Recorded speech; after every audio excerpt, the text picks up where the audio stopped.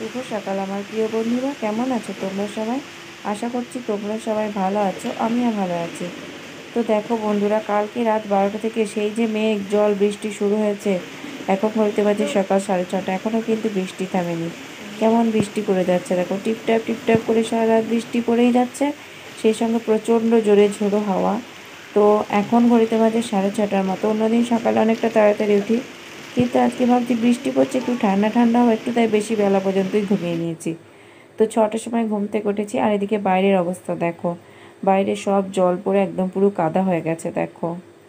একদম পুরো কাদা হয়ে গেছে দেখো, এই মাটিগুলো একদম পুরো ভিজে আর কি, সেই ভ্যাস ভ্যাস হয়ে গেছে। এদিকে দেখো জল জমে গেছে। তো রাত্রে জল হয়েছিল, নালি দিয়ে খানিকটা বেরিয়ে গেছে, আর এখানটায় নিচু রয়েছে, তাই দেখো জল জমে গেছে। আর এগুলোতে দেখো একদম পুরো কাদা হয়ে গেছে। আর ওইদিকে দেখো কেমন জোরে হাওয়া দিচ্ছে, প্রচণ্ড জোরে জোরে হাওয়া দিচ্ছে দেখো, গাছের ডালগুলো একদম পুরো বেঁকে যাচ্ছে। আর এদিকে বাবা গরুগুলোকে বার করে দিয়েছে সকালবেলাতে।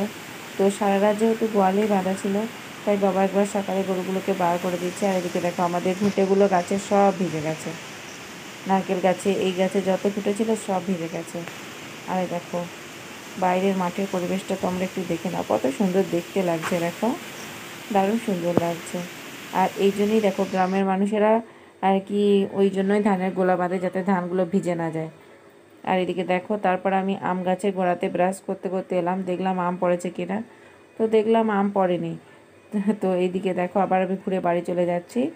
আর এদিকে অর্ক দেখো, ওই গাছের গোড়াতে দুটো আম পড়েছিল, সেই দুটো আমাকে দেখাতে দেখাতে নিয়ে চললো, মাথার উপর একটা ভিজে গামছা নিয়েছে। আর এদিকে বৃষ্টি হওয়াতে আমাদের অবস্থাটা দেখো একবার, কত বড় ক্ষতি দেখো আমাদের। তো কালকে ধান সিদ্ধ করেছিল, তো কালকে যেহেতু খুব একটা ভালো রোদ ওঠেনি, তো ধানের জলগুলো মরেনি। তো আজকে আবার সকাল থেকে বৃষ্টি, রাত থেকে। তো কী আর করা যাবে, ধানগুলো তো নষ্ট হয়ে যাবে। তার জন্য ধানগুলো আবার উপর ঘরে নিয়ে এসে আর কি ঢেলে রাখা হয়েছে, যাতে হাওয়া বাতাস পায়।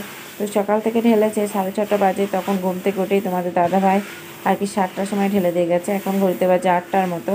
তো আমি নিচের কাজকর্ম সেরে উপরে এলাম, গোটা ঘরে আর কি ছড়িয়ে দেবো। তো দেখো গোটা ঘরে ছড়িয়ে দিলেও কত মোটা হয়ে রয়েছে, তাই আমি পায়ে করে করে এদিক ওদিক নেড়ে দিচ্ছি দেখো।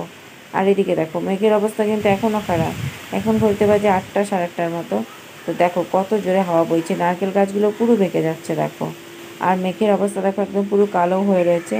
আর এই লম্বু গাছটাকে দেখো, একদম পুরো মনে হচ্ছে ভেঙেই পড়ে যাবে। আর এদিকে মাঠটাকে দেখো বন্ধুরা, কি দারুণ লাগছে। গাছের ওপরে একটু জল পড়তে না পড়তেই দেখো গাছের পাতাগুলো কত সুন্দর কালার এসে দাঁড়িয়েছে, একদম পুরো সবুজ। আর এদিকে দেখো কাকাদের আম গাছগুলো, তো কাকাদের গাছের আমগুলো ঝড় দিচ্ছে আর প্রচণ্ড নড়াচড়া করছে। আর এদিকে দেখো দাদুদের গাছের আমগুলোও তাই, ঝড়ে আর কি আমের ডালগুলো থেকে মনে হচ্ছে যেন আমগুলো মনে হচ্ছে ছিঁড়েই পড়ে যাবে, কিন্তু একটা আমও ছিঁড়ে পড়েনি। আর এদিকে ছাদের এই জায়গাটাতে না আমাদের জল দাঁড়িয়েই থাকে দেখো, কালকে বৃষ্টি পড়েছে, জলটা দাঁড়িয়ে ছিল। তারপর আমি স্নান করে চলে এলাম। তো আজকে দেখি ডিমের দিয়ে আর কি কটা, ঘরে 4টে ডিম ছিল, তো কিছু সবজি ছিল না, ভাবলাম কি রান্না করব, তাই ডিমের তরকারি করব। দেখি ডিমটা এখন ভেজে নিচ্ছি। তো 3টে ভেজেছিলাম, তারপর দেখলাম আরেকটা রয়ে গেছে, তাই ওটাকেও ভেজে নিচ্ছি দেখো। আর ডিম না আমার গোটাগুটি তুলতে পাই না, ভাজতে গেলেই এদিক ওদিক আর কি ছেঁড়াছিঁড়ি হয়েই যাবে দেখো, এটাও তাই হলো। তো আর এদিকে দেখো প্রচণ্ড বৃষ্টি পড়ছে। তো ভাতটা উনুনে বসিয়ে দিয়েছিলাম, এখন কী করে ভাতটাকে আনতে যাব সেটাই ভাবছি দেখো, প্রচণ্ড জল নেমে গেছে। এদিকে আমার ভাতটা হয়ে গেছে, উনুনটাও নিভে গেছে। তো ভাবছি যে কী করে আনতে যায়। তো ভাতটা হয়ে গেছে, ওইদিকে আবার বেশি জল পড়লে জলের ছাট গিয়ে আবার ভাতের উপরে পড়বে। তো সেটাই চিন্তা করছি, তাই ভাবছি যে মাথায় কিছু নিয়ে ভাতটাকে নিয়ে চলে আসি। আর এদিকে দেখো বন্ধুরা, আজকে কি রান্না হয়েছে। আজকে ডিমের ঝোল করেছি দেখো, আলু দিয়ে ডিম দিয়ে ডিমের বড়া করেছিলাম, তো সেই বড়া দিয়ে পিস পিস করে কেটে ডিমের ঝোল আর আর ভাত হয়েছে। আর গোল গোল করে ছোট্ট ছোট্ট আলুগুলো ভাজা করেছি, আর করেছি আমের একটু চাটনি। তো কালকে ঝড়ে গাছ থেকে আম পড়েছিল রাত্রে, তো সকালে গিয়ে আমগুলো পেয়েছিলাম। আর সকালে না বন্ধুরা কি বলবো, অনেকগুলো কাঁচা আম পড়ে গেছে। তো সেই কাঁচা আমগুলো পাকতো, কিন্তু ঝড়ে তো পড়ে গেছে, কি আর করা যাবে। আমগুলো দিয়ে দেখো আমের চাটনি করেছি। আর এদিকে দেখো পান্নাতে ধানগুলো ভিজানো রয়েছে। তো কালকে যে ধানগুলো সিদ্ধ করা হয়েছিল সেগুলো তো উঠে গেছে। তো তোমরা তো দেখতেই পেলে উপর ঘরে নিয়ে গিয়ে রেখে দিয়েছে, জল মরেনি কো, তার জন্য। তো তারপরে আবার এগুলোকে সিদ্ধ করা হয়েছিল। তো কোথায় সিদ্ধ করবে, আর অবস্থাটা দেখো, চারিদিকে তো জল কাদা হয়ে গেছে। এদিকে উনুনটাকে ঢাকা দিয়ে রেখেছে, আর যে কড়াইয়ে ধান সিদ্ধ করবে, কড়াই এক কড়াই জল। আর এদিকে দেখো গরুগুলোর অবস্থাটা দেখো। তো গরুগুলো ভিজে যাচ্ছে, সারাদিন বৃষ্টি পড়ছে, তো কী আর করা যাবে, তার জন্য বাবা একটা ত্রিপল টাঙিয়ে দিয়েছে। আর এদিকে বাছুরটা দেখো এখানে বসে বসে জলের তলাতে ভিজছে আবার। তো কী আর করা যাবে, জল পড়লে এগুলোই কষ্ট গ্রামের মানুষদের, দেখো কী কষ্ট গরুগুলোকে। সেই জন্য আবার ত্রিপল দিয়ে টাঙিয়ে আর কি ত্রিপলের নিচেতে দুটো গরুকে বেঁধে রাখা হয়েছে। আর এদিকে অর্ককে দেখো খাওয়া দাওয়া করে এসে দুধ নিয়ে বসে পড়েছে, কারণ ও দুধ না খেলে তো ঘুমে আসবে না। তার জন্য ওকে আমি 1 বোতল দুধ করে এনে দিলাম, এখন ও দুধ খাচ্ছে। আর আমি দেখছি যে ওই ঘরে ধানটা তো সকালে নেড়ে রান্না করতে গিয়েছিলাম, তারপর তো আর নাড়া হয়নি। তার জন্য দেখো আমি ধানটাকে এখন একবার নাড়তে এলাম। তো আমার সঙ্গে সঙ্গে অর্কও চলে আসছে, মানে আমি বললাম যে আমি ধানটা নেড়ে দিয়ে চলে আসছি, ও আমার পিছন পিছন চলে আসছে। আর দেখো বন্ধুরা কেমন উৎপাত করছে, কেমন বদমাইশ করছে দেখো। তো ওইদিকে চালে একটা আম পড়েছে, তো বলছে আমি ওই আমটা কুড়াতে যাবো। আমি বলছি যে না, স্লিপ হয়েছে একদম, তো পড়ে যাবি, অ্যালবেস্টারের চাল যেহেতু, বুঝতেই পারছো। তো এখন ঘড়িতে বাজে 2:30টার মতো, দেখো এখনও বৃষ্টি পড়ছে, কিন্তু সারা দিনই বৃষ্টি পড়ছে।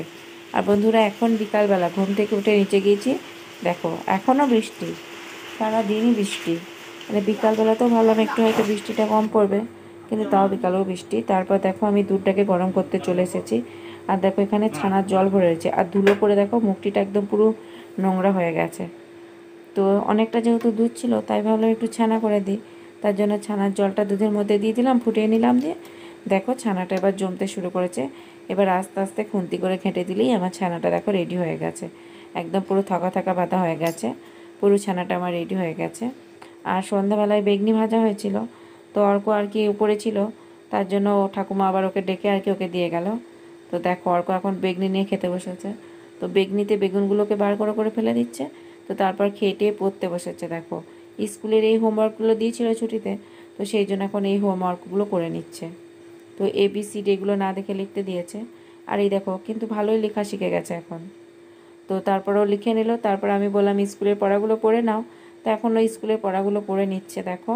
তো পড়তে বসে কাণ্ডটা দেখো, মনে হচ্ছে আমিই পড়া করছি, ও পড়া করছে না, কি কাণ্ডটা দেখাচ্ছে দেখো। তো যখন মন হবে তখন পড়বে, মন না হলে আর কি বসতেই চায় না। তো জোর করে আর কি ধরে বেঁধে স্কুলের পড়াগুলো করানো হচ্ছে, বলছে মা আমার ঘুম আসছে, মা আমার ভালো লাগছে না। তো তার জন্য আমি পড়িয়ে নিচ্ছি এখন। বন্ধুরা অর্ককে পড়িয়ে তারপর যাব ভাত খেতে। আর তোমাদের ওদিকে কেমন ঝড় বৃষ্টি হচ্ছে সবাই কমেন্ট করে জানিও, ভালো লাগলে ভিডিওটাতে লাইক